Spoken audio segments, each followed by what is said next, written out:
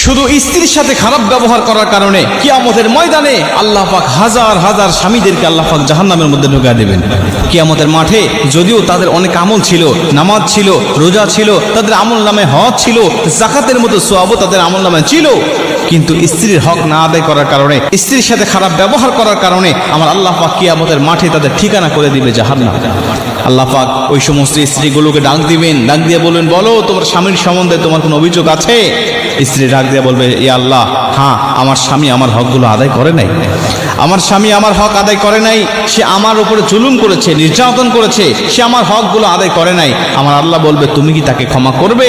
স্ত্রী যদি বলে, আল্লাহ আমি তাকে ক্ষমা করে দিলাম, আমার আল্লাহ বলবে, যাও তোমরা দুজনেই জান্নাতি। কিন্তু স্ত্রী যদি বলে, আল্লাহ আমি তাকে ক্ষমা করতে পারবো না, কারণ এতটা জুলুম করেছে, আমি শুধুমাত্র এই কিয়ামতের ময়দানের অপেক্ষায় ছিলাম যে কিয়ামতের ময়দানে আল্লাহর কাছে আমি অভিযোগ করব, কারণ দুনিয়াতে আমার অভিযোগ শোনার মতো কোনো ব্যক্তি ছিল না। আল্লাহ আজকে আমি আপনার কাছে তার বিরুদ্ধে অভিযোগ করছি, সে আমার উপরে জুলুম করেছে, আল্লাহ আপনি তাকে উপযুক্ত শাস্তি দিয়ে দেন।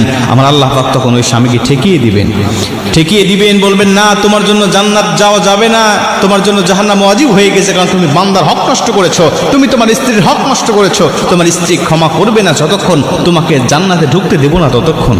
কিয়ামতের ময়দানে এরকম ভাবে আল্লাহ পাক প্রতিটা স্ত্রীর কাছ থেকে আল্লাহ পাক সাক্ষ্য নেবেন। আমরা অবশ্যই চেষ্টা করবো স্ত্রীর হকগুলো আদায়